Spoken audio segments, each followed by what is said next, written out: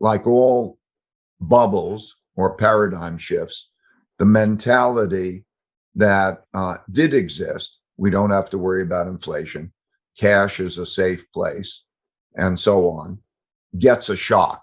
There's a punch in the face. I think that we're in a period in which there's a supply and demand for debt and credit that is having an effect on making us move into a stagflation kind of environment. Number two influence, the political, is the most important. What I mean by that is I think we have been used to being in an environment in which economics ruled. You know, you'd have a global economy, and those who could produce items more efficiently or cheaper would get the business, and they would raise their living standards, and other places, you know, so it was a global competition, largely run by economic considerations, and resources would shift that way. I think we're now in that doesn't exist as much that way, and there's been a transition to an ideological allocation of resources and so on, such as, you know, the acquisition by Elon Musk of Twitter. It's not a financial transaction as much as it is for the purpose of it'll have controls. And when we have the conflicts such as with Disney and DeSantis in Florida and those political ideologies, it's the belief that economics has got to fall within that agenda. That'll have very big implications, I think. Looking at it year by year, this is the third year of the expansion with a very aggressive monetary policy. And so we're in the part of the typical expansion where there's a lot of inflation pressures because it happened in a giant big way. And everybody's long. The world it's the end of a paradigm because everybody believes that they want everything to go up. And of course, that creates a dynamic where policy is long, everything goes up. And of course, that happens by creating money and credit, debt, which creates debt. And that dynamic means that you must have a decline in real wealth measured by that, because that's the financial wealth has become enormous relative to the real wealth. Everybody who's holding bonds or assets, particularly the debt assets, believes, or financial assets in general, which are just journal entries, they're claims, but they believe that they can take that buying power and sell it and buy goods and services, and they can't. And by its necessity, there must be negative real return. If we take it chronologically, I think there's the short-term cycle, which is usually the business cycle, takes 7 years on average, and give or take, depending on where you start the cycle, give or take a few years. I think we're moving along here quicker. So we're now going to be in a very tight environment, and that changes everything. So when we look at the returns of equities, and we look at the well-being of companies, you see that the cost of interest relative to the expected returns of equities creates a squeeze on equities, changes the economics. A lot of borrowing has been done at much lower interest rates and so on.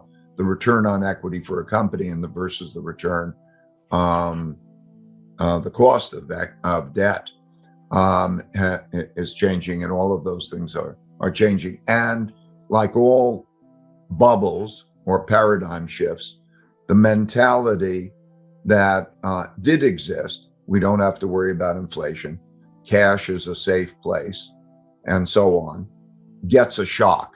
There's a punch in the face.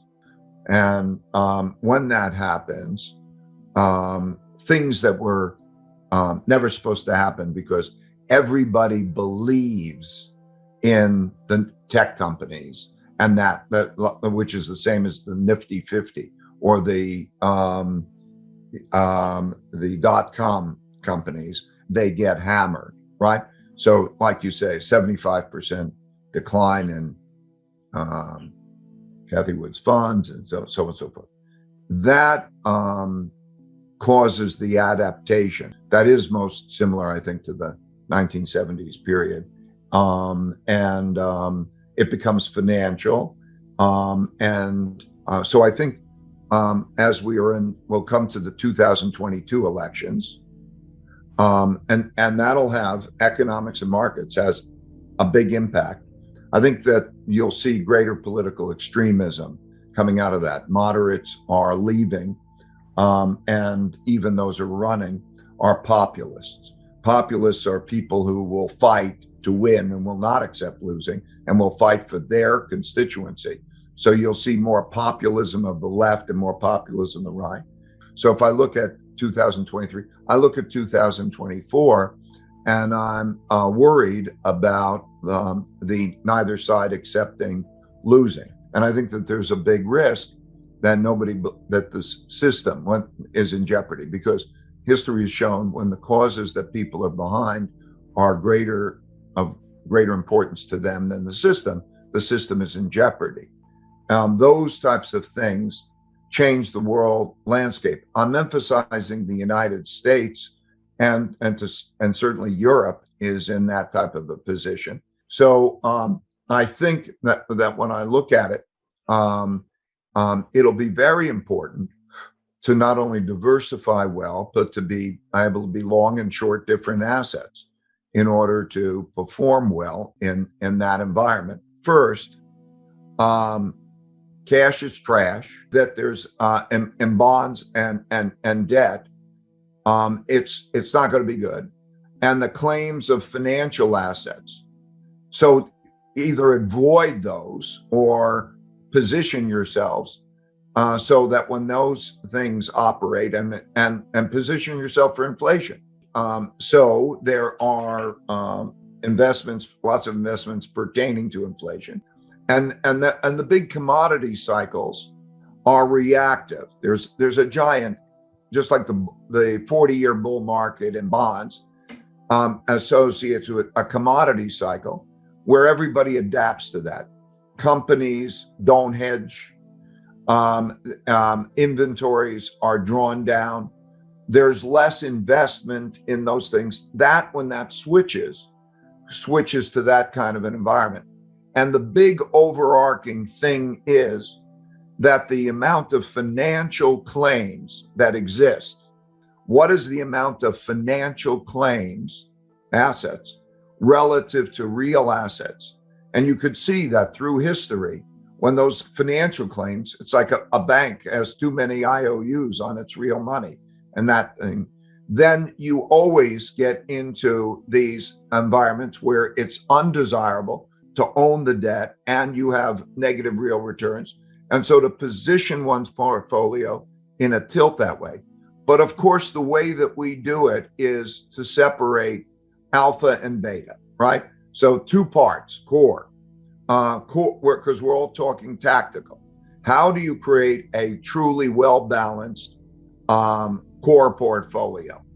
And we know that the typical well portfolio is not well balanced, with its greatest vulnerability being in that upper right quadrant in our box, which is the inflation box. And we know that we're in that environment. So from a starting point of view, I would encourage all investors to look at that box, those four quadrant box, that box that we have: rising inflation, falling inflation, rising real growth relative to discounted, falling real growth relative to discounted, and see what the biases are in those portfolios. I believe that now you can simultaneously reduce risk and raise returns by having more in that upper right quadrant, rising inflation, and you will reduce your risk, because if you look at your portfolio, typical investor's portfolio, that is the environment that it is missing. So you start with that. How do you get more neutral? How do you get better balanced? and you cover yourself from that exposure. And then you make your tactical moves around it. And the tactical moves, again, should not be in those debts. It should be very well diversified. I think that the social and political conflicts are going to be a big investment thing coming forward. And so that'll mean, and the way I look at it is, I want to look at places that have good income statements and balance sheets. So when I say places, I mean countries, as well as individuals that make up those countries. So do they have a good income statement, financial stability? Do they have a good balance sheet so that they can weather those things? And also, it's a sign of their productivity. Are they productive? And then number two, are they civil with each other? I really do believe that internal conflict and bad finances are going to be defining characteristics of where to invest or even where to be. And then if I carry that forward to the third, am I going to have in the risk of being in a international war, an important international war? Because that international war will raise lots of threats. So I want, when I'm picking those locations, I want to be out of those debt instruments, largely minimized on the financials, the inflation hedge assets, well diversified. Look to parts of the world that are not as plagued with this.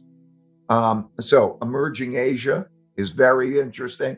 India is interesting. So diversify. Look at neutral countries during that period of time. Watch out for government controls on capital markets, because that's the logical next step. History has shown that. Watch out for foreign exchange controls, could be. Watch out for those things. So those are the themes that I think are most important and will be most important in investing.